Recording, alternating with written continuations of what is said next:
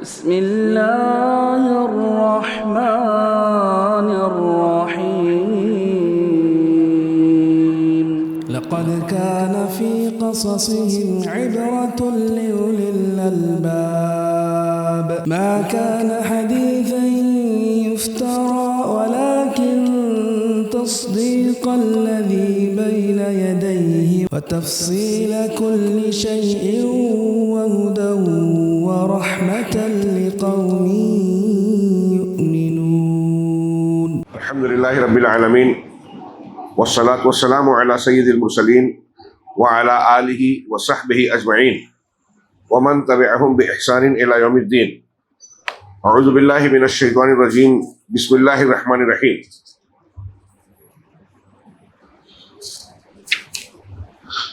لقد كان في قصصهم عبرة لأولي الألباب. محترم حاضرین، قصص الانبیاء کا ایک درس ہوا جس میں انبیاء اور رسولوں سے متعلق جو ہمارے ایمان کی بنیادوں میں سے ایک بنیاد ہے، اصول ایمان کا ایک حصہ ہے، اور دین کا بہت سارا عقائد و احکام کے معاملات، بہت ساری چیزیں اس سے براہ راست جڑی ہوئی ہے. اس لیے ان سے متعلق بنیادی تعلیم ہر مسلمان مرد عورت پر لازم ہے. چنانچہ یہ قصص الانبیاء سے کے تذکرے سے پہلے، اور میں نے پہلے درس میں عرض کیا تھا کہ جب اللہ تبارک و تعالیٰ نے انبیاء کرام کے متعلق بہت کچھ تفصیلات بیان کی ہے تو ظاہر سی بات ہے کہ اللہ کا بیان کرنا اس بات کی دلیل ہے کہ یہ ہماری شریعت کا حصہ ہے، یہ ہماری جانکاری کے لیے ضروری ہے، یہ ہمارے ایمان کا حصہ ہے. ظاہر سی بات ہے کہ اللہ تبارک و تعالیٰ نے جو باتیں بیان کی ہے قرآن میں، شریعت میں، اسے نہ ماننا کفر ہے، اسے غلط ماننا گمراہی ہے، دونوں ہی جہنم کی طرف لے جانے والی ہے. اس لیے ہمیں کوشش کرنی چاہیے کہ ضروری معاملات میں ہم صحیح علم حاصل کریں. اللہ ہمیں خیر کی توفیق دے، اخلاص دے، اور اس کا دین اور دنیا میں فائدہ دے. چنانچہ گزشتہ درس میں ایک گفتگو یہ چل رہی تھی کہ انبیاء کرام علیہم الصلاۃ والسلام کو اللہ تعالیٰ نے بشر بنایا. اس کی بہت سی دلیلیں ہیں. اللہ کے نبی صلی اللہ علیہ وسلم کا ارشاد ہے، قل انما انا بشر، آپ کہہ دیجئے کہ میں بس ایک انسان ہوں، بشر ہوں. ہاں، ایک آیت کریمہ ہے، وما منع الناس ان يؤمنوا اذ جاءهم الهدى الا ان قالوا ابعث اللہ بشر رسولا، اور لوگوں کو ایمان لانے سے نہیں روکا مگر اس بات، جب ان کے پاس ہدایت آئی تو ان کو ہدایت کو قبول کرنے سے، ایمان لانے سے جس چیز نے روکا بس اس نے کہ وہ کیا کہتے ہیں کہ اللہ تبارک و تعالیٰ نے کیا ایک بشر کو رسول بنایا ہے، مبعوث کیا ہے. ابعث اللہ نے مبعوث کیا ہے بشر رسولہ، ایک آدمی کو. تو آگے اللہ نے اس کا جواب دیا، قل لو کان فی الارض ملائکۃ یمشون مطمئنین لنزلنا علیہم من السماء ملکا رسولا. آپ ان کو جواب دیجئے کہ اگر دنیا کے اندر زمین میں فرشتے رہتے، فرشتے بسے ہوتے، انسان، ہم اور آپ انسان ہیں، بسے ہوئے ہیں یہاں، اگر فرشتے بسے ہوتے جو یہاں چلتے پھرتے رہتے اطمینان کے ساتھ، تو ہم آسمان سے فرشتے کو رسول بنا کر بھیجتے، فرشتے کو رسول بناتے. ایک سورہ قمر میں کہا فَقَالُوا أَبَشَرًا مِنَّا وَاحِدًا نَتَّبِعُهُ، کیا ہم اپنے میں سے، قوم صالح کا یہ جملہ ہے، ہم اپنے میں سے ایک بشر، ایک انسان کی اتباع کریں، إِنَّا إِذًا لَفِي ضَلَالٍ وَسُعُرٍ، ایسا ہوگا تو ہم تو بڑی گمراہی میں ہوں گے. ہاں، اب غور کیجئے کہ پرانے لوگ اللہ کے نبی جو سچے رسول تھے، ان کے انکار کا ایک بہانہ یہ بنا رہے ہیں کہ ارے یہ تو ہماری طرح انسان ہے. اللہ کے نبی صلی اللہ علیہ وسلم کے متعلق قرآن نے کئی جگہ کفار مکہ کا قول نقل کیا. مثال کے طور پر سورہ فرقان میں کہا کہ یہ کہتے ہیں ما لہذا رسول، اس رسول کا کیا معاملہ ہے، یأکل الطعام ویمشی فی الاسواق، کھانا کھاتا ہے اور بازاروں میں چلتا پھرتا ہے، تو یہ تو ہماری ہی طرح ہے. ہاں، ہم جیسے انسان ہے ویسے یہ بھی ہے. تو کچھ علماء نے بڑی پیاری بات کہی کہ دیکھیے شیطان کا کیسا پھندا ہے، فریب ہے. ان لوگوں کو یہ کہا کہ دیکھو یہ تو ماں باپ سے پیدا ہوئے، تمہارے درمیان پل بڑھ کر بڑے ہوئے، انسان ہیں، کھاتے پیتے ہیں، انسانی ضروریات ہیں، بازاروں میں چلتے پھرتے لین دین کرتے ہیں. تو چونکہ انسان ہے اس لیے رسول نہیں ہو سکتے. شیطان نے ان کو یہ پٹی پڑھائی کہ انسانیت، بشریت رسالت کے لیے رکاوٹ ہے، ایسا بتایا. آج ہمارے یہاں بہت سے لوگ ایسے ہیں جو اپنے آپ کو مسلمان کہتے ہیں، قرآن حدیث کو ماننے کا دعویٰ کرتے ہیں، مانتے نہیں. قرآن کہہ رہا ہے کہ انسان بشر، بولتے ہیں بشر نہیں ہے. کتنی صاف آیت ہے. اللہ کہہ رہا ہے آپ کہہ دیجئے کہ میں تمہاری طرح بشر ہوں. تو اب اللہ کے کلام میں بھی گول پھر رات کو کل درس میں پڑھا کہ تعویل میں قرآن کے معنی میں اصل معنی کو پھیر کر غلط معنی بیان کرنا قرآن کے ساتھ کھلواڑ ہے، تحریف ہے، اور ان سے بھی لڑنا ضروری ہے. تو یہ کہتے ہیں کہ اللہ کے رسول صلی اللہ علیہ وسلم کو آپ کہہ رہے ہیں کہ آپ میں مثل بشر ہوں. بشر نہیں کہا، مثل بشر. یہ مثل بشر کیا ہوتا ہے؟ انسان اشرف المخلوقات ہے. مثل بشر کون سی مخلوق ہے؟ وہ کہتے ہیں نور ہے. نور کون سا ہے؟ اللہ والا نور ہے تو شرک ہے، آپ اللہ کا ٹکڑا مان رہے ہو. فرشتوں والا نور ہے تو آپ انسانوں سے کم درجے کا فرشتہ بنا رہے ہو. انسانوں کے لیے نمونہ نے اللہ کہہ رہا ہے کہ اگر فرشتے دنیا میں چلتے پھرتے رہتے تو ہم فرشتے کو رسول بناتے. کہاں سے آپ لاتے ہو؟ قرآن کہہ رہا ہے بشر ہوں، آپ کہہ رہے ہیں میں مرد ہوں، میں انسان ہوں، میں عبد ہوں. تو شیطان نے مکہ کے کفار کو، قوم صالح کے کفار کو یہ کہا کہ جب تمہارا نبی رسول، یہ جو تمہارے نبوت کا دعویٰ کرنے والے ہیں، یہ جب بشر ہیں تو رسول نہیں ہو سکتے. ان کو یہ کہا کہ جب رسول ہے تو بشر نہیں ہو سکتے. ہمارے یہاں جو لوگ ہیں بولتے ہیں ارے رسول ہے، اب ہم کہیں بشر کا، دیکھو گستاخی کر رہے ہیں. عجیب بات ہے، یہ گستاخی ہے.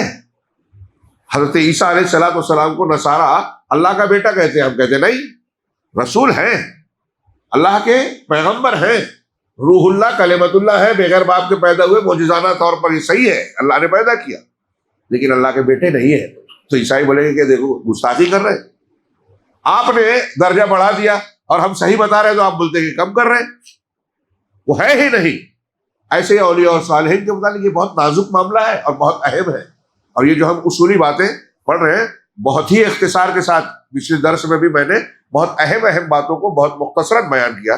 یہاں بھی ایک بات یہ ہے، اور پھر اس سلسلے میں اللہ تبارک و تعالیٰ نے سورہ انعام میں یہ بھی کہا کہ جب انہوں نے کہا کہ فرشتے کو اتار دیں تو اللہ تبارک و تعالیٰ کا جواب دیتے ہوئے یہ بات کہی کہ فرشتے نہیں رہتے دنیا میں، اور اگر ہم رسول کو فرشتہ بناتے یا فرشتے کو رسول بناتے، وَلَوْ جَعَلْنَاهُ مَلَكًا، اگر ہم اسے ملک بناتے، لَجَعَلْنَاهُ رَجُلًا، تو فرشتہ بھی ہمارے بیچ میں انسانی شکل میں ہی آتا نا.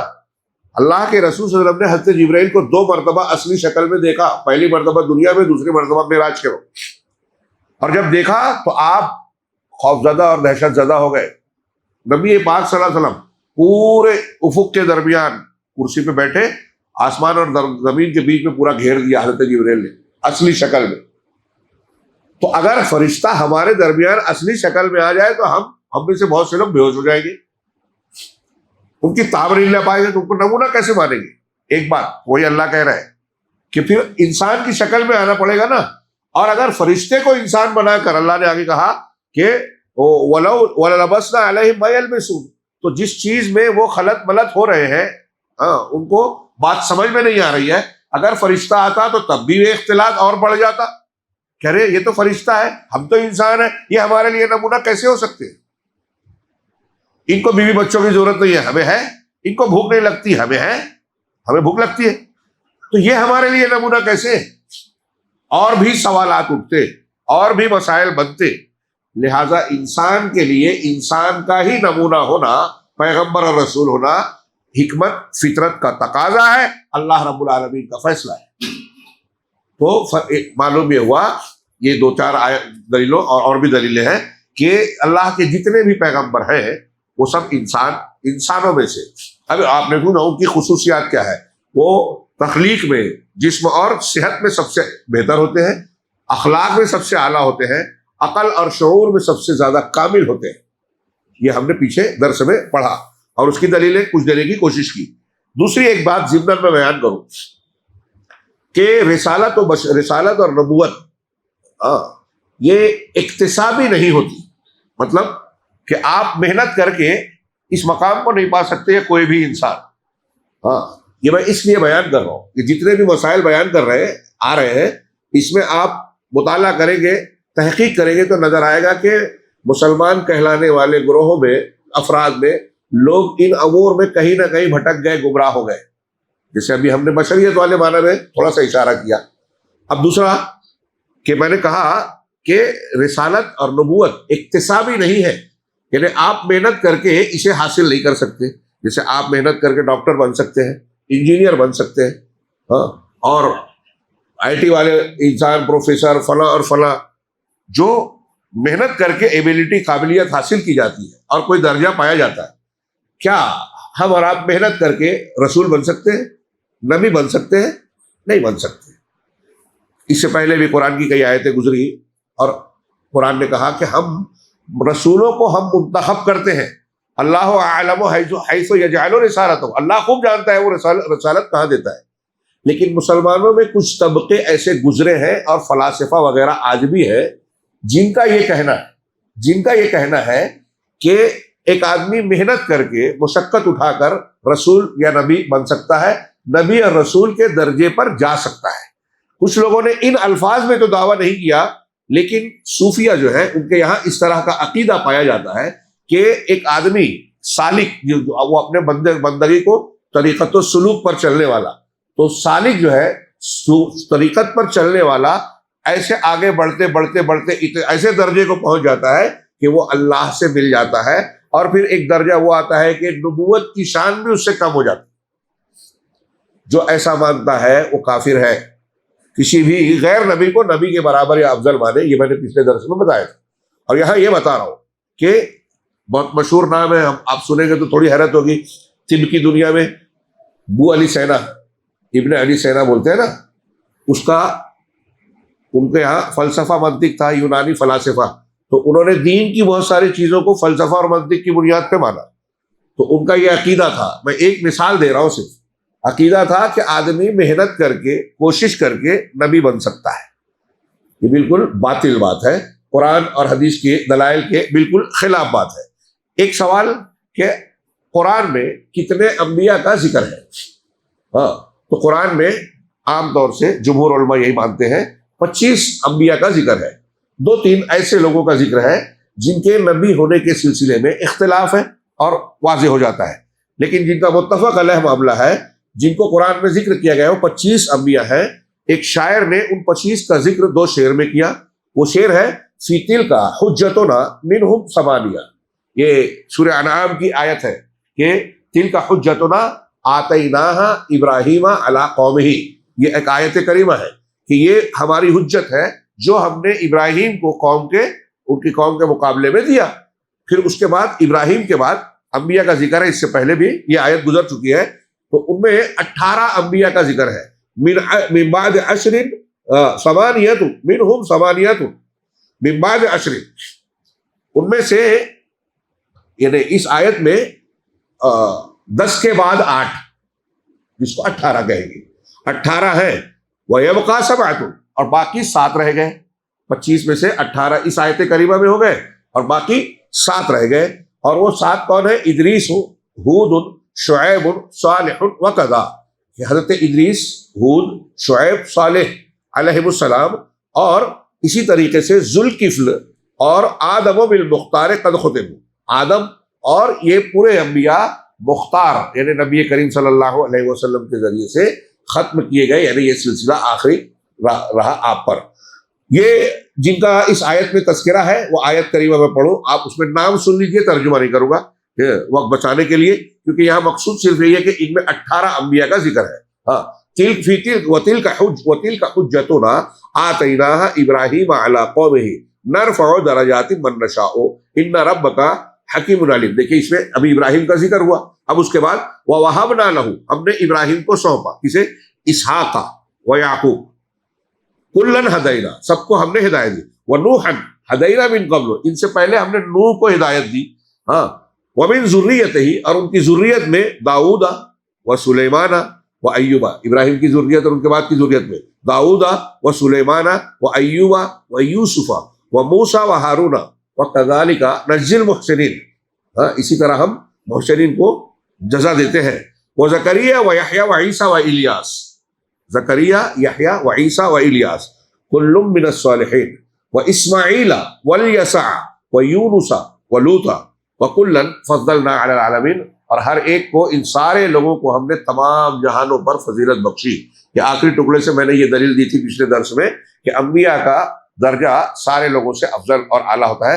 کوئی ولی پیر کتنا بھی پہنچ جائے، کیسی بھی جھوٹی سچی حکایت اس کے تعلق سے بیان کی جائے، ہمارے یہاں ہندوستان میں پیری مریدی کی اور شرک کی دکان اسی سے چلتی ہے کہ بزرگان دین اور اولیاء اور صالحین کی طرف بہت سارے ایسے واقعات منسوب کیے جاتے ہیں جس کے ذریعے سے لوگوں کے عقیدے کو خراب کیا جاتا ہے کہ یہ اتنے پہنچے ہوئے ہیں تو ان کی خبر پہ جا کے ان سے مانگنا، دعا کرنا، استغاثہ، استعاذہ، مشکل کشائی، حاجت روائی کا یہ امید لگانا جائز ہو سکتا ہے، نعوذ باللہ۔ تو بہرحال یہ انبیاء کا درجہ تمام لوگوں میں سب سے اعلیٰ ہے، اس سے ثابت ہوا۔ ہاں، اب سوال یہ ہے کہ کیا یہ جو 25 کا نام لیا، کیا انبیاء اتنے ہی ہیں؟ ہاں، کہا کہ ان کے علاوہ کچھ ایسے بھی ہیں قرآن و حدیث میں جن کا تذکرہ کیا گیا ہے کہ جو نبی ہیں، کچھ ایسے ہیں جن کے بارے میں اختلاف ہے۔ جو نبی ہیں ان میں سے ایک نام ہے شیث، حضرت شیث علیہ السلام۔ حضرت ابو ذر غفاری رضی اللہ تعالیٰ عنہ کی مرفوع روایت ہے، جنہیں انہوں نے ابن حبان کی روایت حسن درجے کی کہا ہے کہ اللہ کے رسول صلی اللہ علیہ وسلم نے فرمایا انہ انزل علیہ 50 صحیفہ، کہ شیث علیہ السلام ایسے ہیں جن پر 50 صحیفے نازل کیے گئے۔ عام طور سے یہ مانا جاتا ہے کہ یہ حضرت نوح اور حضرت آدم علیہ السلام کے بیچ کے ہیں۔ یہ ابن حبان کی سند ہے، ان کے تعلق سے اور زیادہ تفصیل نہیں ملتی۔ ہاں، بہت ساری چیزیں انبیاء سے متعلق بعد میں تذکرہ آئے گا، اسرائیلیات کی ہیں، بہت ساری چیزیں ایسی ہیں کہ لوگوں نے کچھ مشہور کر دی ہے۔ ہمارے یہاں ہندوستان میں فیض آباد کے قریب شہر میں جو ایودھیا فیض آباد ہے، وہاں ایک لمبی قبر ہے 29-30 فٹ کی۔ کچھ لوگوں کا یہ وہاں مشہور ہے کہ یہ حضرت شیث علیہ السلام کی قبر ہے، لیکن اس کی کوئی سند، کوئی میرے علم کے مطابق کوئی تاریخی ثبوت یا سند موجود نہیں ہے۔ بس یہ ایک روایت اور ایسی ایک آدھ دو باتیں اور کچھ اسرائیلیات آپ کو ملے گی۔ دوسرے حضرت یوشع بن نون، جن کے بارے میں ہم جانتے ہیں کہ حضرت موسیٰ علیہ السلام نے جب حضرت خضر کی طرف سفر کیا تو یہ ان کے ساتھ تھے، تو ان کی نبوت کے بارے میں بھی دلیل بیان کرتی ہے کہ وہ نبی جاءت السنۃ بالنص علیہ، ہاں، سنت ان کے سلسلے میں نص بیان کرتی ہے کہ وہ نبی تھے، اشارہ ملتا ہے۔ اور ان کا تذکرہ جیسا کہ حضرت موسیٰ علیہ السلام کا واقعہ ہے، حضرت موسیٰ علیہ السلام کے بعد کی بات ہے، تو یوشع بن نون کا تذکرہ اس میں موجود ہے۔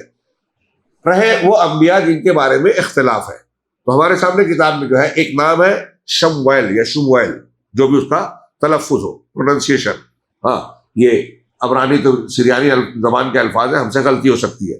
کہا تو اللہ تبارک و تعالیٰ نے جو قرآن میں ذکر کیا، الم تر الی الملأ من بنی اسرائیل من بعد موسیٰ اذ قالوا لنبی لہم ابعث لنا ملکا، کل جس کا تذکرہ کیا تھا میں نے درس میں رات کے، کہ کیا آپ نے نہیں دیکھا بنی اسرائیل کے اس گروہ کی طرف موسیٰ کے بعد جب انہوں نے اپنے نبی سے کہا کہ ہمارے لیے ایک بادشاہ بنا دے، ہم اللہ کے راستے میں اس کے ساتھ، اس بادشاہ کے ذریعے سے جہاد کریں گے۔ ہاں، تو قتال کا مطالبہ کیا، آگے آیت وہی ہے۔ تو پھر جب قتال فرض کیا گیا تو معاملہ انہوں نے خود اس میں چوچرا شروع کر دیا۔ اس آیت کریمہ میں جو قوم نے، بنی اسرائیل نے جس نبی سے کہا کہ اپنے اللہ سے یہ کہیے ہمارے لیے بادشاہ بنا دے، ہم جہاد کریں گے، تو بعض مفسرین تفسیر کی بنیاد پر یہ کہتے ہیں کہ یہ نبی تھے، جس نبی سے یہ بات کہی گئی وہ حضرت شمویل تھے، ان کا نام شمویل تھا، شمویل یا شمویل، واللہ عالم۔ لیکن جیسا کہ واضح ہے، یہ کوئی مستند حدیث اور قرآن کی آیت میں یہ نام مذکور نہیں ہے، یہ اسرائیلیات کا حصہ ہے۔ اسرائیلیات، اسرائیل حضرت یعقوب علیہ السلام کا دوسرا نام ہے، اور ان کی نسل کو بنی اسرائیل کہا جاتا ہے۔ ہاں، ان کی نسل کو بنی اسرائیل، بنو اسرائیل وقت کہا جاتا ہے۔ عام طور سے یہودیوں کو کہا گیا، اور اس میں یہودیوں کے بعد نصارہ بھی آتے ہیں، اہل کتاب بھی کہا جاتا ہے انہیں۔ تو بنی اسرائیل عام طور سے یہودیوں کو، اسرائیل کے بیٹے، یعقوب کے بیٹے۔ تو اسرائیلیات ایک اصطلاح آپ اکثر سنتے ہیں علماء کی زبان سے، یہ روایت اسرائیلیات میں سے ہے۔ تو اسرائیلیات کا مطلب کیا ہے؟ یعنی جو قرآن و حدیث میں نہیں ہے لیکن ہم سے پہلے کے جو لوگ یہودیت نصرانیت مانتے ہیں تو توریت میں، انجیل میں یا ان کے یہاں کی مذہبی کتابوں میں جو چیزیں موجود ہیں اس کو اسرائیلیات کہا جاتا ہے، خاص طور سے توریت اور انجیل کی۔ توریت انجیل کے تعلق سے کن باتوں کو ہم مانیں کن کو نہ مانیں، لمبی چوڑی بحث ہے اصولی۔ 3 جملوں میں کہوں کہ جو توریت انجیل کی جو باتیں قرآن کے مطابق ہیں، قرآن حدیث کے، اسے ہمیں ماننا ضروری ہے۔ توریت انجیل کی جو باتیں قرآن و حدیث کے خلاف ہے یا جو قرآن و حدیث جس کا رد کرتی ہے اس کو نہ ماننا ضروری ہے، اس کا رد کرنا ضروری ہے۔ بہت سی غلط سلط باتیں پیچھے گزرا کہ انبیاء کے بارے میں کیسی کیسی گندی باتیں لکھ ماری ہے، تو قرآن اس کا رد کرتا ہے، حدیث اس کا رد کرتی ہے، ہم اس کو نہیں مانتے۔ کچھ باتیں ایسی ہیں بنی اسرائیل کی کتابوں میں یا توریت انجیل میں کہ قرآن و حدیث نہ اس کو سچ بولتی ہے نہ غلط بولتی ہے، نہ اس کی تصدیق کرتی ہے نہ اس کی تکذیب کرتی ہے۔ ان کے بارے میں اللہ کے نبی صلی اللہ علیہ وسلم کی حدیث میں جو کہا گیا ہے کہ حدثوا عنی ولا حرج وحدثوا بنی اسرائیل ولا حرج، تو کیا ہے کہ بنی اسرائیل سے روایت کو بیان کرو، کوئی حرج نہ ہو، مگر جس کی تائید نہ ہو تو اس میں کہا کہ نہ اس کی تصدیق کرو نہ اس کی تکذیب کرو، نہ ہم کہتے ہیں کہ وہ صحیح ہے نہ ہم یہ کہیں گے کہ وہ غلط ہے۔ اگر قرآن حدیث سے اس کے بارے میں کوئی وضاحت نہیں مل رہی ہے تو یہ ضروری ہے۔ اور اس میں کچھ اصول بتایا علماء نے کہ اگر توریت انجیل کے بیان میں قرآن حدیث کے خلاف کوئی بات نہیں ہے یا کوئی ایسی بات نہیں ہے جو ہمارے دوسرے عقائد سے ٹکراتی ہو، مثال کے طور پہ انبیاء کرام کے بارے میں ہم جانتے ہیں کہ وہ معصوم ہے کس اعتبار سے، اب کوئی روایت کوئی واقعہ ایسا کوئی نقل کرے جس میں یہ بتائے کہ کسی نبی نے گناہ کیا، چوری کی، زنا کیا، اگر ایسا بولتے ہیں تو ہم بالکل کہیں یہ غلط بات ہے، انبیاء کی تنقید۔ یا توریت انجیل کا کوئی بیان ایسی بات کہے جس میں اللہ تبارک و تعالیٰ کی شان عظمت میں غلط بات کہی گئی ہو، جیسے توریت انجیل میں قرآن نے ہی نقل کیا ہے، رد کیا ہے وہ، تو میں ایک مثال دے رہا ہوں کہ توریت انجیل میں تحریف کر کے یہ بنا دیا کہ 6 دن میں اللہ نے آسمان زمین کو بنایا اور 7ویں دن تھک گیا اور آرام کیا۔ اللہ نے کہا کہ وَلَقَدْ خَلَقْنَا السَّمَاوَاتِ وَالْأَرْضَ فِي سِتَّةِ أَيَّامٍ وَمَا مَسَّنَا مِن لُغُوبٍ، ہم نے آسمانوں اور زمینوں کو 6 دنوں میں بنایا اور تھکن نے ہم کو چھوا بھی نہیں۔ اللہ تو خالی کن کہتا ہے ہو جاتا ہے، اور جو تھک جائے اس کی قدرت کم ہوتی ہے، اللہ کی قدرت میں کوئی کمی نہیں ہے، وہ ہر عیب سے پاک ہے، تھکتا نہیں ہے۔ وَلَا يَئُودُهُ حِفْظُهُمَا آیت الکرسی میں ہے نا، قرآن آسمانوں اور زمین کی حفاظت اور سنبھالنے میں اللہ تھکتا نہیں ہے، بوجھل نہیں کرتی اللہ کو۔ خیر، تو ایسی کوئی بات ہو۔ اور بھی ایک ہے کہ اللہ تعالیٰ نے دنیا میں انسان کو بنانے کے بعد غمگین ہو گیا، افسوس کیا، یہ توریت میں ہے نعوذ باللہ، تو ہم کہیں گے بالکل بکواس بات ہے۔ افسوس کس کو ہوتا ہے؟ بھائی ہم کوئی کام کریں اور جو ہم نے سوچا تھا وہ نہیں ہوا، نقصان ہو گیا، کوئی غلط چیز ہو گئی، تب ہم کو افسوس ہوتا ہے۔ تو اس لیے افسوس ہوتا ہے کہ آگے کی چیز ہمیں معلوم نہیں ہے۔ اللہ تبارک و تعالیٰ کو تو سب چیزیں معلوم ہے، کیا ہونا ہے، کب کیا ہونا ہے، قیامت تک اور قیامت کے بعد کی کوئی چیز اللہ کے علم سے باہر نہیں ہے، تو اسے غم افسوس ہونے کا کوئی سوال ہی پیدا نہیں ہوتا۔ خیر، تو ایسی چیزوں کا ہم رد کریں گے۔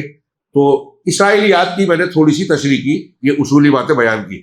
ایک ہے تبا، تبا ایک نام آیا ہے قرآن میں، قوم تبا، سورہ کاف میں ذکر ہے قوم تبا، اور بھی جگہ ہے۔ تو ایک روایت نقل کی جاتی ہے کہ ما ادری اتبا نبی ام لا، اللہ کے رسول نے کہا کہ میں نہیں جانتا کہ تبا نبی تھے یا نہیں۔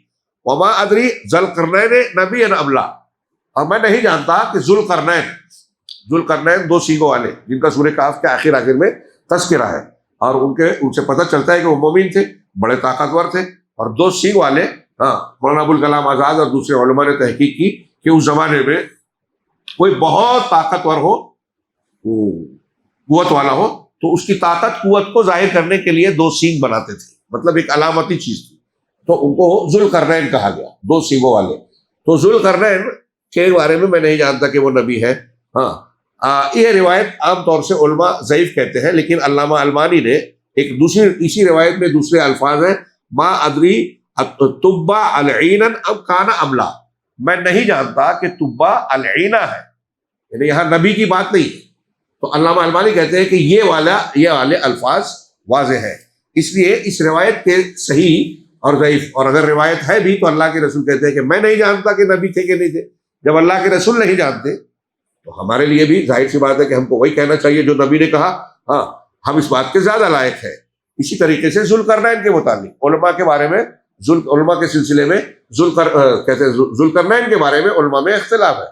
مولانا ابوالکلام آزاد نے اور بعض علماء نے کہا کہ قرآن میں جس طریقے سے ان کے بارے میں ذکر ہے وہ آخرت کی اور جزا سزا کا ذکر کرتے ہیں, قیامت کا ذکر کرتے ہیں, اور مجھے اللہ نے یہ تعلیم دی, علم دیا, اس بیان سے انداز سے لگتا ہے کہ وہ نبی ہے. لیکن دوسرے علماء کہتے ہیں کہ وہ نیک صالح آدمی تو تھے, پیغمبر نہیں تھے. اور دونوں گروہ ہیں. لیکن اس روایت کو اگر ہم مانیں, اگر یہ صحت کے درجے کو پہنچے, تو ہم یہی کہیں گے کہ بھائی جب وضاحت نہیں ہے تو ہم نہیں کہہ سکتے. اسی طرح یہاں تذکرہ نہیں ہے حضرت لقمان علیہ السلام کے, جن کے نام سے قرآن میں ایک سورت ہے اور جن کی نصیحت اپنے بیٹے کے لیے قرآن نے ذکر کی ہے. وَإِذْ قَالَ لُقْمَانُ لِابْنِهِ وَهُوَ يَعِظُهُ يَا بُنَيَّ لَا تُشْرِكْ بِاللَّهِ إِنَّ الشِّرْكَ لَظُلْمٌ عَظِيمٌ, ہم پڑھتے ہیں 21ویں پارے میں. تو حضرت لقمان نبی تھے کہ نہیں, تو ان کے بارے میں واضح ہے, کچھ لوگوں کا کہنا ہے لیکن یہ واضح ہے, دلیل سے ثابت ہے کہ وہ ایک حکیم حکمت والی شخصیت تھی, نبی اور پیغمبر نہیں تھے. اسی طرح حضرت خضر, ہمارے یہاں بہت سے لوگ خضر کہتے ہیں, وہ خضر ہے. حضرت خضر علیہ السلام, حضرت موسیٰ علیہ السلام جن کے پاس گئے تھے جب اللہ نے بتایا کہ ان کو ہم نے علم دیا ہے. موسیٰ علیہ السلام ایک بڑے پیغمبر ہوتے ہوئے, اولو العزم رسولوں میں سے ہوتے ہوئے, علم حاصل کرنے کے لیے سفر کرتے ہیں. یہ علم کی فضیلت ہے. پیغمبر جو خود اتنے علم والا ہے, ہم تھوڑا موڑا جانتے ہیں تو ہم کو لگتا ہے بہت معلومات ہے, سیکھنے کی اب کیا ضرورت ہے, کیوں درس میں بیٹھے, کیوں علماء سے سیکھیں. ایک روایت میں ہے کہ اللہ کے رسول نے کہا کہ جو زیادہ علم والا کون ہے, تو رسول اللہ صلی اللہ علیہ وسلم نے کہا کہ جو ہمیشہ سیکھنے کی کوشش کرتا رہے, ہر علم والے سے حاصل کرنے کی کوشش کرے, وہ پختہ اور زیادہ علم والا ہے. خیر, تو حضرت خضر علیہ السلام کے بارے میں بھی اختلاف ہے, لیکن میں نے خود ان پر ابھی ایک کتابچہ لکھا ہے, انشاءاللہ جلد چھپے گا, خضر علیہ السلام پر. تو اس میں علماء کا یہ اختلاف اور دونوں کی دلیل نقل کی, جو یہ کہتے ہیں کہ نبی تھے اور جو یہ کہتے ہیں کہ نبی نہیں تھے, صالح بندے تھے. اور آپ جب اسے پڑھیں گے تو انشاءاللہ نتیجے پر پہنچیں گے انشاءاللہ. انبیاء مردوں میں سے ہوتے تھے. کل اس کا تھوڑا سا میں نے تذکرہ کیا. قرآن کی آیت کا ذکر کر دوں, اللہ تعالیٰ نے خود کہا وَمَا أَرْسَلْنَا قَبْلَكَ إِلَّا رِجَالًا نُوحِي إِلَيْهِمْ, ہم نے آپ سے پہلے مردوں کو رسول بنایا جن کی طرف ہم نے وحی کی. مردوں کو بنایا یعنی عورتوں کو نہیں بنایا, کیونکہ نبی کا کام مقابلے کا ہے کفار سے, مشرکین سے, سرکشوں سے. نبی کسی کے دباؤ میں نہیں رہ سکتا. عورتیں مقابلہ کرنے میں مشکل ہے ان کے لیے, دباؤ قبول کر سکتی ہیں, شوہر ہی ان پر قوام ہوگا. تو ایسے کئی اسباب ہیں کہ ہم عقلی طور سے بھی غور کریں تو شان نبوت کے لیے خواتین کا معاملہ جو ہے درست نہیں ہے, یعنی وہ نہیں ہو سکتی. ایک لطیفے کے طور پہ ایک بات بتاؤں کہ شجاع ایک عورت نے نبوت کا دعویٰ کیا تھا اللہ کے رسول کی وفات کے بعد میں مسیلمہ کذاب سے, بڑی حسین جمیل تھی کہتے ہیں, مسیلمہ کذاب سے شادی بھی ہو گئی تھی. وہ بھی جھوٹا نبی, یہ بھی جھوٹی نبیہ.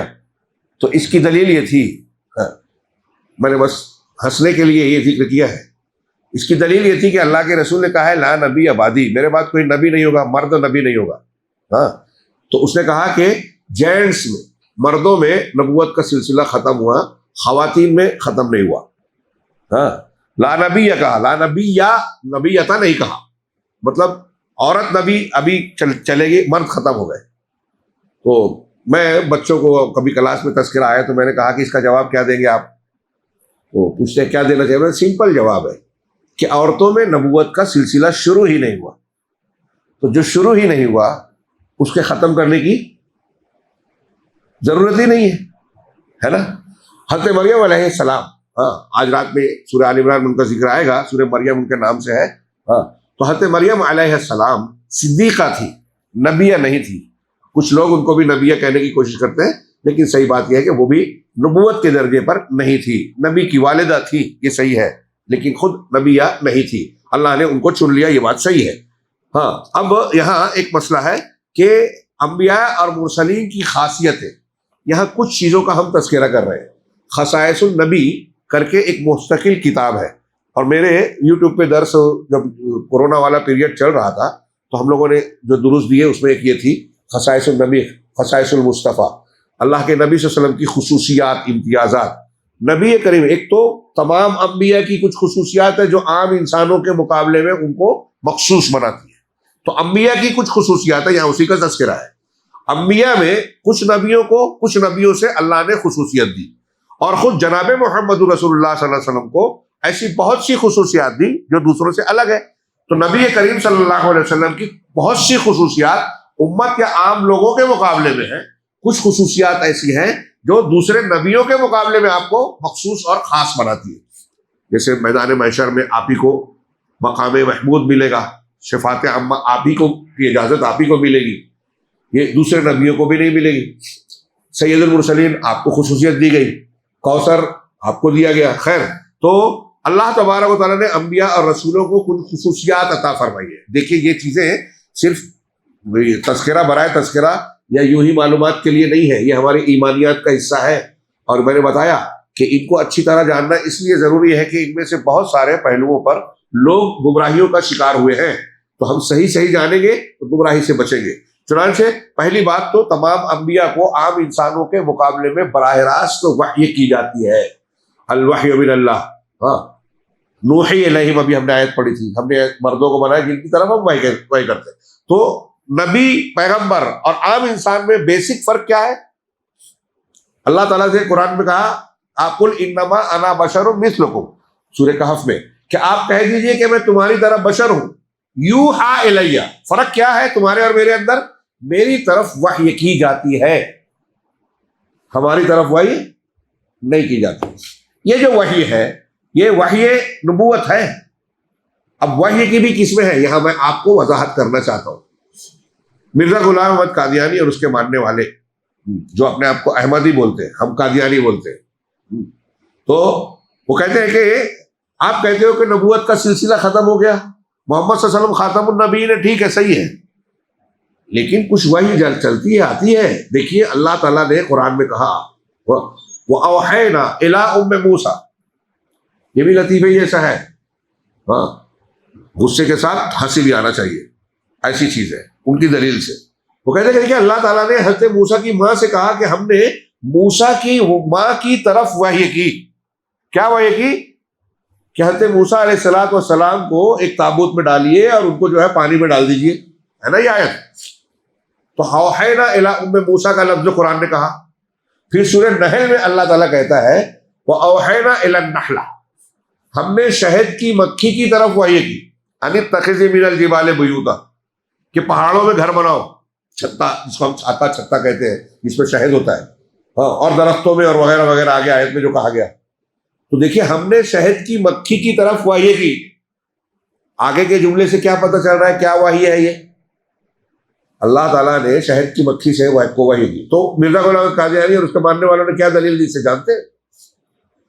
کہ جب شہد کی مکھی کی طرف اللہ وحی کر رہا ہے، موسیٰ کی ماں کی طرف وحی کر رہا ہے، تو کیا یہ نبی پیغمبر ہے؟ تو جیسے ان کو کیا ویسے مرزا غلام احمد قادیانی کی طرف بھی وحی آتی ہے۔ بعض مجلسوں میں اس طرح کی الٹی سیدھی دلیلیں دیتے تو بولتے نعرہ تکبیر اللہ اکبر، ہے نا، عجیب و غریب، جہاں پرندہ پر نہ مارے، چرندہ چر نہ مارے، درندہ در نہ مارے، ایسی ایسی دلیلیں لاتے ہیں۔ یہ باطل پرست، یہ قرآن کے معنی اور مفہوم کو پھیرتے ہیں۔ یہاں وحی کا معنی کیا ہے؟ اللہ تبارک و تعالیٰ نے ہر انسان کے دل میں جو بات ڈالی، وحی کا معنی مخفی اشارہ، دل میں کوئی بات ڈالی جاتی ہے، جس کو ہم ایک لفظ اور کہتے ہیں الہام۔ دل میں کوئی بات ڈالے اللہ تعالیٰ چپکے سے، یا اس کو بھی کہیں گے مخفی اشارے کو بھی وحی کہتے ہیں۔ الہام بھی وحی کے معنی میں آتا ہے۔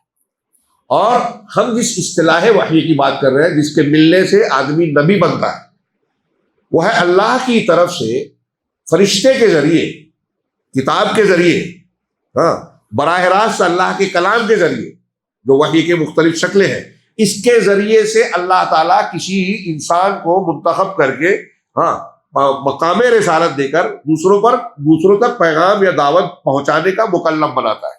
یہ میں اپنے الفاظ میں بیان کیا۔ تو اس کے لیے جو بات، جو شریعت کے احکامات وغیرہ دیے جاتے ہیں، اس کو وحی کہا جاتا ہے۔ بہت اچھی طرح دماغ میں رکھیے۔ ہاں، ہمارے یہاں صوفیوں کو بھی اس طرح کا دعویٰ ہے۔ اب یہ وحی کا لفظ، جیسے ابھی میں نے مرزا غلام قادیانی کا دعویٰ بتایا، کفر ہے یہ۔ وہ کہتا تھا میرے پاس وحی آتی ہے، میرے پاس وحی آتی ہے، اور اللہ تعالیٰ کا جبریل علیہ السلام آتے ہیں۔ ہاں، ایک اور لطیفہ پڑھا تھا میں نے، سنا دو، وہ کم بچے گا۔ حضرت میں نے پڑھا کہ مولانا عطا اللہ شاہ بخاری حنفی عالم تھے، بہت بڑے عالم تھے، اور ان کی بھی کتابیں ہیں. تو ان کے ابا جو ہے قادیانی بن گئے، مرزا غلام قادیانی کے ساتھی بن گئے. اب مرزا غلام قادیانی دیکھیں کہ میرا اتنا بڑا مخالف ہے، ایک بڑا عالم ہے، اس کا باپ ہے، تو اپنے پاس اس کو بازوں میں بٹھا کے رکھا دربار. عطا اللہ شاہ بخاری صاحب نے مولانا ثناء اللہ امرتسری رحمہ اللہ، ہماری جماعت کے مناظر ہند، اور کتنے ان کو القاب ملے، کبھی مناظرہ ہارے نہیں. مناظرے کی دنیا کے خالد بن ولید اللہ نے بنایا، بہت کیا، کبھی شکست نہیں کھائی. تو انہوں نے ان سے مشورہ کیا، تو انہوں نے کچھ مشورہ دیا. شاہ عطا اللہ صاحب بخاری گئے مرزا غلام قادیانی کے سامنے، ابا بازو میں بیٹھے ہوئے. ان سے کہا کہ مرزا صاحب آپ نبی تھے؟ کہا ہاں ہوں. کہا نہیں، رات میں جبرائیل علیہ السلام میرے پاس آئے، اور انہوں نے کہا کہ مرزا غلام احمد قادیانی کی نبوت کو منسوخ کر دیا گیا، اب آپ کو آج سے نبی بنایا جا رہا ہے. تو ہڑبڑا گیا وہ، ہاں ایسا کیسے ہو سکتا ہے؟ بالکل نہیں، میرے پاس تو نہیں آئے. بولے جب آپ کی نبوت ختم ہو گئی تو آپ کے پاس کیوں آئیں گے؟ آپ کی نبوت ختم ہو گئی، اب پیریڈ چلا گیا، اب میری شروع ہو گئی تو میرے پاس آئے نا. نہیں ایسا تھوڑی چلتا ہے. کیسا چلتا ہے بھائی؟ میرے پاس آئے اور میں آپ کو آ کے بتا رہا ہوں، جیسے آپ بتاتے تھے کل تک، ایسے میں آج آپ کو بتا رہا ہوں کہ میرے پاس رات میں آئے تھے جبرائیل علیہ السلام، وحی لے کر آئے. نہیں میرے پاس آئیں گے نا. کہا بھی آئے تھے کیا؟ کہا نہیں. کہا پھر بتا رہا ہوں نا کہ آپ کے پاس اب نہیں آئیں گے، اب میرے پاس آئیں گے. وہ جانتے تھے کہ ان کے پاس تو ویسے بھی نہیں آیا تھا، جھوٹ بول رہا ہے. اب وہ کیا کریں؟ تو کہا ٹھیک ہے، کوئی ثبوت. کہا کیا ثبوت چاہیے آپ کو؟ میں کہہ رہا ہوں، اگر آپ کے پاس کوئی ثبوت ہے کہ غلط ہے تو آپ غلط بتائیے. تو کئی باتوں کے بعد، مجھے وہ تفصیل تھوڑی سی یاد نہیں ہے، آخر میں انہوں نے کہا کہ اچھا ٹھیک ہے، ایک کام کرتے ہیں، ہم لوگ اللہ سے دعا کرتے ہیں. اور آپ نے جو مینارہ بنایا ہے، مینارہ بیضا، قادیان میں ایک مینارہ بنایا تھا، اور وہ ہے نا حدیث میں کہ مینارہ بیضا پر حضرت عیسیٰ علیہ السلام قیامت سے قریب 2 فرشتوں کے کاندھے پر ہاتھ رکھ کے اتریں گے. تو اس نے کہا کہ دیکھو یہ وہی مینارہ ہے، میں یہاں ہوں، خود ہی مینارہ بنا لیا. ہاں، اور حدیث میں کہ حضرت عیسیٰ تو وہاں شام میں ہے، وہ مقام لط پر وہ مارے گے. خیر وہ جب جانے دیجیے، تفصیل لمبی ہو جائے گی. تو کہا کہ ایک کام کرتے ہیں کہ ہم دونوں یہ مینارے پہ چڑھتے ہیں. شاہ عطا اللہ شاہ بخاری نے کہا دونوں مینارے پہ چڑھتے ہیں، اللہ سے دعا کرتے ہیں کہ ہم دونوں کودیں گے اوپر سے نیچے. جو سچا نبی ہے وہ زندہ رہے گا، جو جھوٹا ہے وہ ختم ہو جائے گا. مرزا غلام کہا نہیں ایسا نہیں چلے گا، ایسا نہیں کرتے. وہ ڈر گیا، نہیں مانا. تو یہ سب دیکھ کے ان کے ابا کو سمجھ میں آ گیا کہ یہ جب سچا نبی ہے تو اتنا بھاگ کیوں رہا ہے. ہاں، اس کو چڑھ کے جواب دینا چاہیے، سمجھانا چاہیے، اور چیلنج قبول کرنا چاہیے. تو وہیں انہوں نے سمجھ لیا اور اس کے بعد توبہ کر لی. تو یہ وحی کا دعویٰ، اس میں وحی کے دعوے کی بات بتا رہا ہوں. مرزا غلام احمد قادیانی کرتا تھا. ہمارے یہاں صوفی حضرات بہت سارے، آپ کوئی بھی سلسلہ پڑھ لو، پیر صاحب باقاعدہ یہ لوگ بولتے ہیں اور سمجھتے نہیں ہیں کہ کتنے بڑے کفر کی، شرک کی بات کر رہے ہیں. یہ بولتے ہیں کہ ہم کو اللہ کے رسول کی بات ضرورت نہیں ہے، کہ انہوں نے ان سے حدیث سنی، انہوں نے ان سے سنی، انہوں نے اللہ کے رسول سے سنا. مردہ مردے سے روایت کر رہے ہیں. نہیں، ہم تو زندے کی زندے سے روایت سنتے ہیں. ہمارے پیر صاحب زندہ ہے، پیر صاحب نے اللہ سے سنا اور آپ کو بتا دیا، زندہ زندے سے بتا رہا ہے. سند کی ضرورت ہی نہیں ہے. میں نے پہلے تبلیغی نصاب میں ایک براہ راست کتابیں پڑھی تھی، ابھی بعد میں چھٹائی ہو گئی تو پتہ نہیں اس میں ہے کہ نہیں ہے. اس میں ایک واقعہ نقل کیا تھا کہ جبرائیل علیہ السلام، اللہ کے رسول کی مجلس چل رہی تھی، ایک آدمی جو ہے وہ بیٹھا تھا حضرت جبرائیل کا انسانی شکل میں، اور کہا کہ نبی کی وہ مجلس چل رہی ہے اور تم یہاں کیوں بیٹھے ہوئے؟ تو اس نے کہا، آنکھ اٹھا کے دیکھے اور کہا کہ جس کو اللہ خود سناتا اس کو رسول کی کیا ضرورت. اس واقعے سے کیا میسج دے رہے ہیں جاہلوں کو؟ کہ کچھ ایسے لوگ ہیں جن کو رسول کی ضرورت ہے ہی نہیں. رسول کی ضرورت ہر کسی کو جو ایسا مانے وہ کافر ہے. میں اپنی طرف سے نہیں کہہ رہا ہوں، دلیلوں کی بنیاد پر علماء کا فتویٰ بتا رہا ہوں. تو اچھا، حضرت جبرائیل نے کہا کہ تم کو اللہ ڈائریکٹ بتاتا ہے، اچھا بتاؤ کہ میں کون ہوں. تو معاف کیجیے، انہوں نے کہا کہ اس وقت جبرائیل کہاں ہے، بتا سکتے ہو؟ تو انہوں نے آنکھ بند کی اور تھوڑی دیر بعد آنکھ کھولی اور کہا کہ یا تو تم جبرائیل ہو یا میں ہوں. یہ بھی بکواس، اپنے بارے میں تو جانتے ہی تھے نا کہ میں کون ہوں، پھر بھی یہ کہہ رہے ہیں یا تو تم ہو یا میں ہوں. تو کہا کیسے پتہ چلا؟ کہا میں نے آنکھ بند کر کے ڈھونڈا، آسمان زمین کہیں پہ میرے کو جبرائیل نظر نہیں آئے، تو میں سمجھ گیا کہ یا تو آپ ہے یا میں ہوں. ہے نا یہ بکواس، یہ تھی اس میں کتاب میں. تو یہاں اس میں تاثر کیا نکلا؟ کہ ایک آدمی اس مقام پر پہنچ سکتا ہے کہ آنکھ بند کر کے پوری دنیا دیکھ سکتا ہے، نعوذ باللہ۔ ہاں، ابھی آپ کو کیا کون سا کیمرہ ہو رہتا ہے جو بولتے ہیں سی سی ٹی وی کیمرہ، اور کس کس کی ضرورت پڑتی ہے، ان کا پورا لگا ہوا ہے ہر طرف، ہر چپے پہ۔ تو انسان نہیں، نعوذ باللہ نعوذ باللہ، اللہ کے برابر ہوگا کیا؟ اس طرح کے دعوے ہمارے یہاں کیے جاتے ہیں۔ تو پہلی بات، یہ نبی کی خصوصیت ہے کہ ان کے پاس وحی آتی ہے۔ وحی کا جو سلسلہ عام انسانوں کو ملتا ہے وہ سچا خواب ہے، لیکن عام انسان کا خواب بھی دلیل نہیں ہے، اس لیے کہ اس میں غلطی ہو سکتی ہے۔ 3 قسم کے خواب ہوتے ہیں، ایک اللہ کی طرف سے، ایک شیطان کی طرف سے، ایک خواب پریشان جس کو سائنس والے اور ڈاکٹر لوگ کہتے ہیں کہ ہاضمے کی خرابی یا بہت زیادہ دماغ کے ڈسٹرب ہوا کسی چیز کو سوچنے کی وجہ سے دکھتا ہے۔ تو ان کے 3 قسم کے ہوتے ہیں۔ ہم نے آپ نے کوئی خواب دیکھا تو کون سی قسم کا ہے یہ گارنٹی سے کیسے کہہ سکتے ہیں؟ اور یہاں ایک آخری خصوصیت بتائی کہ نبی کے خواب بھی وحی ہوتے ہیں۔ نبی غلط خواب شیطان کی طرف سے نبی کو خواب نہیں دکھایا جا سکتا۔ تو اللہ کی وحی کی خصوصیت انبیاء کو حاصل ہے۔ ہاں، اس میں کچھ باتیں ابھی بھی میں سمجھتا ہوں ہے، میں آگے بڑھتا ہوں، 2-3 خصوصیت اور بتا کے آج کا درس ختم کرتے ہیں کہ اللہ تبارک و تعالیٰ کی نبی کو معصوم عصمت دی جاتی ہے، معصوم ہوتے ہیں۔ معصوم کن چیزوں میں ہوتے ہیں؟ میں نے بتایا 3-4 پہلوؤں سے۔ شرک کفر نہیں کر سکتے، گناہ کبیرہ فحاشی منکرات جو گندے فعل ہے وہ کوئی نبی نہیں کر سکتا، زنا، بدکاری، چوری، جھوٹ بولنا، یہ نبی نہیں کر سکتا، کوئی بھی نبی نہیں۔ ہاں، تیسرا وہ حضرت ابراہیم کے 3 جھوٹ والا ہے، وہ جھوٹ کے معنی میں نہیں ہے۔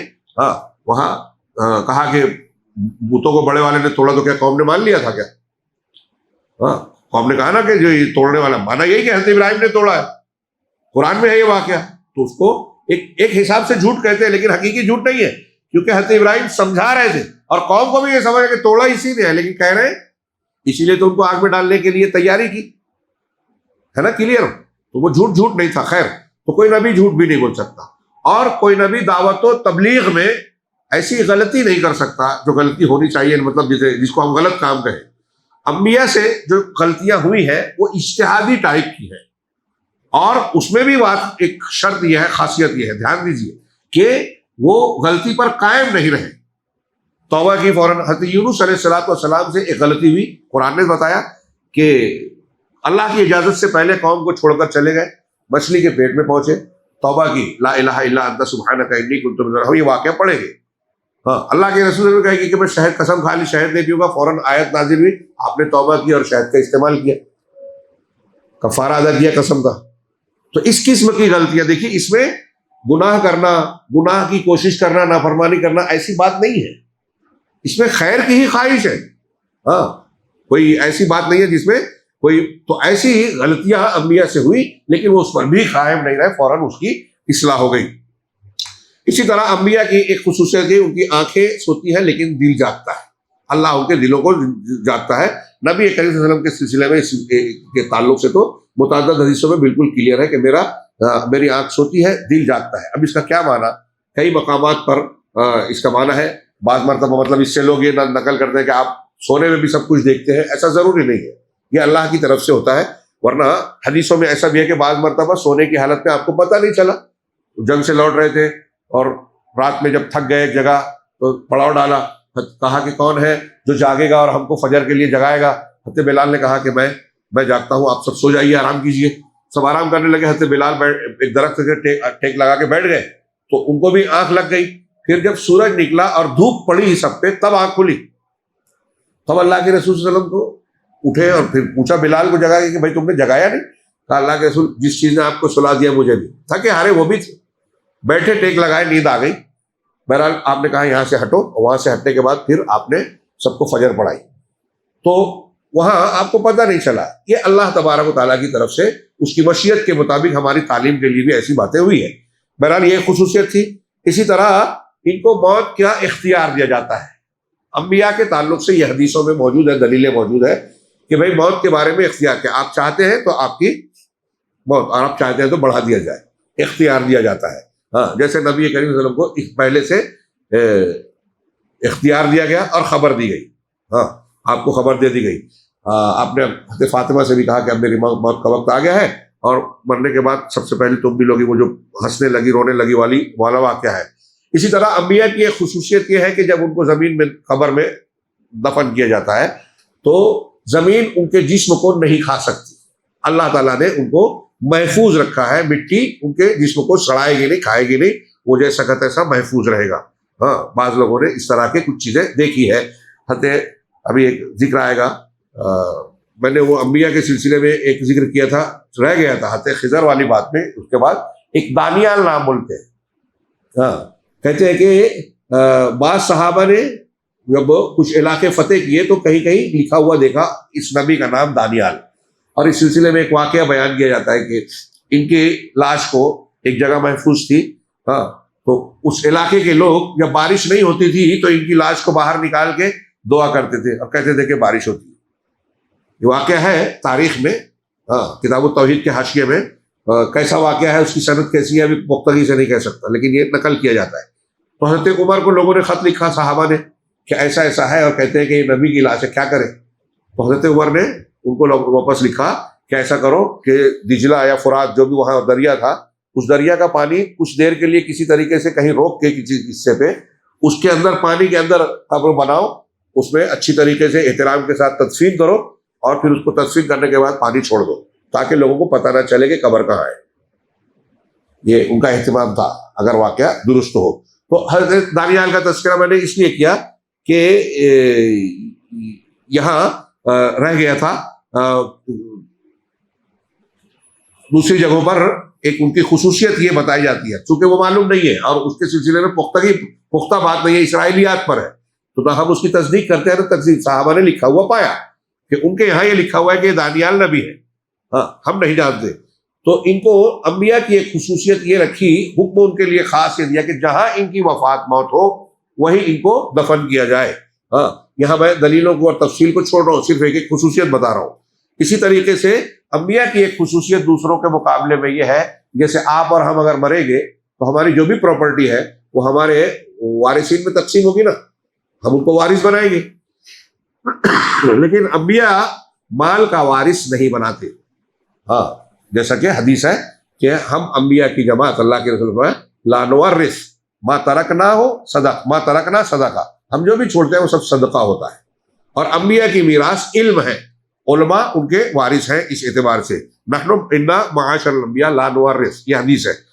اسی طریقے سے انبیاء علم کا وارث بناتے ہیں، جو میں نے بھی کہا ان الانبیاء لا یورثون درہم ولا دینار، انبیاء درہم و دینار کا وارث نہیں بناتے بلکہ وہ علم کا وارث بناتے ہیں. ہاں، اسی طریقہ انبیاء مرد ہوتے ہیں، عورتیں نہیں ہوتی. انبیاء آزاد ہوتے ہیں، غلام نہیں ہوتے. انبیاء جو ہوتے ہیں مطلب جو ہو چکے سلسلہ جو گزرا. کوئی غلام آدمی نبی ہوتا تو اپنے آقا کے دباؤ میں رہتا. اللہ نے کسی غلام کو نبی نہیں بنایا.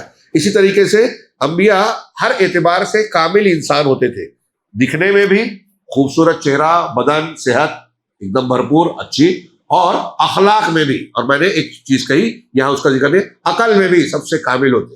آج کل کچھ لوگ بولتے ہیں کہ فلاں بات اللہ کے رسول کی حدیث میری عقل میں نہیں آتی، تو اللہ کے رسول سے زیادہ عقل والا ہے کیا؟ اگر اللہ کے رسول کی بات ہے صلی اللہ علیہ وسلم تو ایک آدمی کو یہی سوچنا ہے کہ مجھ سے کہیں زیادہ دنیا میں کوئی بھی انسان آپ کی طرح عقل مند اور ذہین ہوا ہی نہیں ہے. سب سے زیادہ عقل مند تو نبی صلی اللہ علیہ وسلم خود ہے. اگر کوئی بات عقل کے خلاف ہوتی تو اللہ کے رسول صلی اللہ علیہ وسلم کہتے ہی نہیں، خود پہلے وہی اعتراض کرتے نا. تو آپ اپنی عقل کو اپنے دائرے میں رکھیے. کہا اسی طریقے سے ان پر صلاۃ و سلام بھیجنا، انبیاء پر سلام اور درود بھیجنا، علیہ السلام ہم کہتے ہیں، اور نبی کریم صلی اللہ علیہ وسلم کے لیے صلی اللہ علیہ وسلم کہتے ہیں. لیکن یہ ایسا فرض نہیں ہے کہ ہم کسی اور کو کہہ نہیں سکتے. ہاں، اللہم ہم نماز میں پڑھتے ہیں، درود ابراہیمی میں ہے اللہم صلی علی محمد وعلی آل محمد. اے اللہ درود بھیج محمد پر اور آل محمد پر. تو آل محمد میں سب نبی ہے کیا؟ امہات المومنین ہے اور دوسرے لوگ ہیں تو کہہ سکتے ہیں. ابن ابی اوفا کے لیے اللہ کے رسول نے دعا کہ اللہم صلی علی ابن ابی اوفا، اس طرح کے اللہم صلی علی آل ابی اوفا. تو یہ جائز ہے. لیکن علماء نے کہا کہ انبیاء، صحابہ اور عام انسانوں کے لیے جب ہم دعائیہ کلمات کہتے ہیں تو قرآن و حدیث میں جن چیزوں کا ان کے لیے بطور خاص استعمال ہوا ہے اگر ہم تخصیص کریں تو یہ زیادہ بہتر ہے. صلی اللہ علیہ وسلم درود و سلام دونوں ہو رسول اللہ صلی اللہ علیہ وسلم کے لیے. تمام انبیاء کے لیے سلام اور درود بھی ہو سکتا ہے، صحابہ کے لیے رضی اللہ عنہ. ہاں، کچھ لوگ علیہ السلام بولتے ہیں، یہ ناجائز نہیں ہے، لیکن اہل علم نے کہا کہ فرق کرنے کے لیے ان کے لیے رضی اللہ عنہ، قرآن نے رضی اللہ عنہ ان کے بارے میں کہا تو ہمیں بھی وہی کہنا چاہیے۔ اسی طریقے سے عام لوگوں کے لیے رحمہ اللہ، عام مسلمان کے لیے کہ اللہ ان پر رحم کرے، ان کی حفاظت فرمائے، ہاں، اور زندہ ہے تو پھر ان کے لیے جو دعائیہ کلمات ہیں سلامتی وغیرہ کی۔ اسی طرح استفاء، تمام انبیاء کرام علیہ الصلوۃ والسلام اللہ کے چنندہ، وَأَنَّهُمْ عِندَنَا لَمِنَ الْمُصْطَفِينَ الْأَخْيَارِ، کہ یہ جو انبیاء ہیں ہمارے نزدیک چنے ہوئے پسندیدہ لوگوں میں سے ہیں، چنے ہوئے پسندیدہ۔ تو اس سے وہ جواب بھی مل گیا جو ابن ابی شیبہ وغیرہ کا عقیدہ ہے کہ نبوت محنت اور کوشش سے حاصل کی جا سکتی ہے۔ یہاں اللہ کہہ رہا ہے کہ ہم اللہ چنتا ہے، اللہ کے چننے سے نبی بنتا ہے، کسی کی کوشش سے نہیں بنتا، کسی کی سفارش سے کوئی نہیں بن سکتا۔ ہاں، وقال اللہ اعلم حیث یجعل رسالتہ، اللہ خوب جانتا ہے کہ وہ اپنی رسالت کو کہاں رکھتا ہے، کس کو رسول بناتا ہے۔ ہاں، اسی طریقے سے انبیاء کی ایک خصوصیت یہ ہے کہ انہیں عام طور سے مستجاب الدعوات بنایا جاتا ہے، ہاں، یعنی ان کی دعا مقبول ہوتی ہے، لیکن ان کی ہر دعا قبول ہوئی ایسا نہیں، کچھ دعائیں قبول نہیں ہوئی۔ حضرت ابراہیم نے اپنے باپ کے لیے دعا کی، منع کر دیا گیا۔ نبی کریم صلی اللہ علیہ وسلم نے اپنے چچا ابو طالب کے لیے دعا کی، منع کر دیا گیا۔ ہاں، لیکن عمومی طور سے حدیث میں ہے کہ ہر نبی کو قبول کی جانے والی دعا دی گئی، ہر نبی نے اپنی دعا دنیا میں مانگ لی، لیکن میں نے اپنی وہ اسپیشل دعا، یہ مسلم شریف کی حدیث کا ترجمہ کر رہا ہوں، میں نے اپنی دعائے مستجاب کو روک لیا ہے اپنی امت کے لیے کہ میں دنیا میں کچھ نہیں مانگتا۔ سوچیے ہمارے رسول ہم پر کتنے کرم فرما مہربان تھے۔ یہ حدیث ہے، ہر نبی کو ایک دعا خاص اللہ نے کہ تم مانگو میں قبول کروں گا، تو ہر نبی نے مانگ لی، لیکن میں نے نہیں مانگی۔ ریزرو ہے اللہ کے رسول کی دعا، کس لیے؟ قیامت کے دن اپنی امت کے لیے میں سفارش کروں گا، اسی کے بدلے جو اللہ کے رسول کو اجازت ملے گی اس کے بدلے ملے گی کہ آپ سفارش کیجیے۔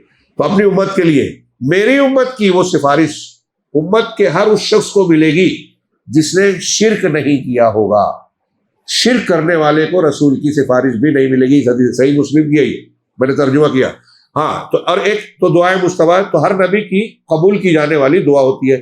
اسی طرح حوض، ہاں، اللہ کے نبی صلی اللہ علیہ وسلم کا حوض، حوض کوثر خاص ہوگا، لیکن حدیث سے ثابت ہے جیسا کہ مسند احمد کی روایت ہے کہ ان کل نبی لہ حوض یوم القیامہ، کہ ہر نبی کا قیامت کے دن ایک حوض ہوگا، اور سب سے اعلیٰ سب سے بڑا حوض اللہ کے نبی صلی اللہ علیہ وسلم کا ہوگا، حوض کوثر۔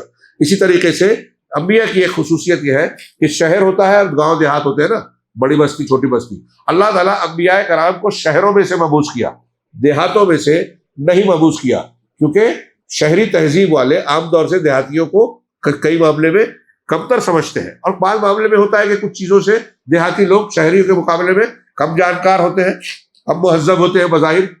اسی لیے اللہ تعالیٰ نے شہر کے لوگوں میں جہاں تہذیب و ثقافت، علم اور بہت ساری چیزیں ہوتی ہیں، شہریوں میں چنا، بستیوں میں نہیں۔ اللہ تعالیٰ نے کہا کہ وما ارسلنا قبلک الا رجالا نوحی الیہم۔ ہاں، تو اس آیت میں اشارہ ہے، آگے شاید ذکر ہے کہ من اہل القریٰ، اللہ کے قرآن میں کہ ہم نبیوں کو مبعوث کرتے ہیں اہل قریٰ سے، شہر والوں میں سے۔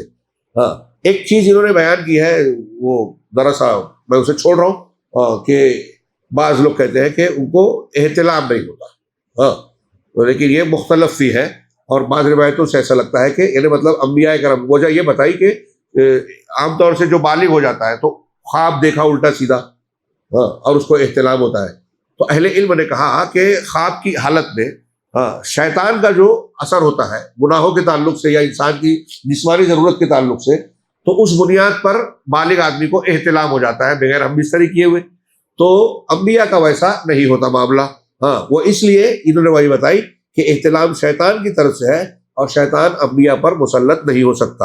اس سلسلے میں کچھ لوگوں نے دلیل دی ہے، بعض اللہ کے رسول صلی اللہ علیہ وسلم کی ایک روایت، حضرت عائشہ کا ایک بیان ہے کہ اللہ کے رسول صلی اللہ علیہ وسلم بغیر احتلام کے جنابت کی حالت میں صبح کرتے تھے، پھر آپ غسل کرتے اور ایسا ایسا کرتے۔ تو آپ نے جو بیان کیا یعنی احتلام کے بغیر، تو اس میں واضح نہیں ہے۔ حضرت عائشہ کہہ رہے ہیں کہ وہ، اس کا مطلب یہ کہ بیوی سے تعلق قائم کرنے کی وجہ سے آپ جنبی ہو گئے، احتلام نہیں ہوا، تو اس سے استدلال کریں کہ دیکھیے احتلام نہیں ہوتا تھا، تو بظاہر اس کی طرف اشارہ ملتا ہے، لیکن اس میں لوگوں نے اختلاف کیا ہے۔ ایک یہ ہے کہ انبیاء کے خواب سچے ہوتے ہیں، یہ انبیاء کرام علیہ الصلوۃ والسلام کے عمومی طور سے کچھ خصائص بیان کیے گئے، خصوصیات بیان کی گئی ہے، جو ہمیں اچھی طرح یاد رکھنا چاہیے۔ جب یہ نبی کی خصوصیت ہے تو کوئی کسی پیر فقیر شیخ میں اگر مانتا ہے تو وہ ٹھیک نہیں ہوگی۔ اس کے بعد 2 عنوان اور ہیں حضرت آدم علیہ السلام سے پہلے جو بہت ضروری ہے میرے نزدیک۔ ایک ہے کہ انبیاء کے سلسلے میں جو مختلف قوموں فرقوں میں غلو کے مظاہر ہیں، غلو کیا جاتا ہے، اس کا تذکرہ، اور ایک عصمت انبیاء کی بات تو ہو چکی۔ ایک ہے اہم بات کہ انبیاء کے تعلق سے جو بعض لوگ جو ہے فرق کرتے ہیں پیغمبر رسول، اور وہ بھی بات گزر چکی کہ ایک ابھی میں ایک جملے میں کہہ دوں کہ اگر کوئی شخص انبیاء میں سے کسی ایک نبی کا بھی انکار کرتا ہے تو وہ تمام انبیاء کا انکار کرتا ہے۔ اللہ کے رسول صلی اللہ علیہ وسلم، اللہ تعالیٰ نے قرآن میں قوم نوح کے بارے میں کہا کذبت قوم نوح المرسلین، قوم نوح نے رسولوں کو جھٹلایا، انکار کیا، حالانکہ صرف ایک پیغمبر کا انکار کیا تھا، ایک ہی رسول اس وقت ان کے سامنے تھے۔ اسی طرح قوم سمود کے بارے میں کذبت قوم سمود المرسلین، تو ایک پیغمبر کے جھٹلانے پر اللہ نے کہا سب کا، کیونکہ پیغمبر ایک دوسرے سے کی تصدیق کرتے ہیں۔ جب آپ نے ایک کو جھوٹا کہا جو سچے ہیں تو آپ نے سب کو جھوٹا کہا، جو ان کو سچا کہہ رہے ہیں آپ نے ان کو بھی جھوٹا کہا، تو ایک کا انکار سب کا انکار ہے۔ یہاں ایک بحث تھی جیسا کہ مظاہر من الغلو فی الانبیاء، انبیاء کے سلسلے میں غلو کے مظاہر، یہ بہت اہم ہے اور ہمارا اور آپ کو اس کی ضرورت ہے۔ اس لیے آج کے درس میں چاہتا تھا کہ اسے بھی بیان کر لوں، اسے کل کے درس میں شروع کریں گے، اور اگر بہتر محسوس ہوا تو اسی کے ساتھ حضرت آدم علیہ السلام کا سلسلہ شروع کریں گے، یا پھر ایک دن کے بعد۔ اللہ تعالیٰ ہمیں خیر کی توفیق عطا فرمائے، دین کی ضروری باتیں ہمیں سیکھنے اور اس پر عمل کرنے کی توفیق دے۔ وآخر دعوانا الحمدللہ رب العالمین، وصلی اللہ علی نبینا محمد۔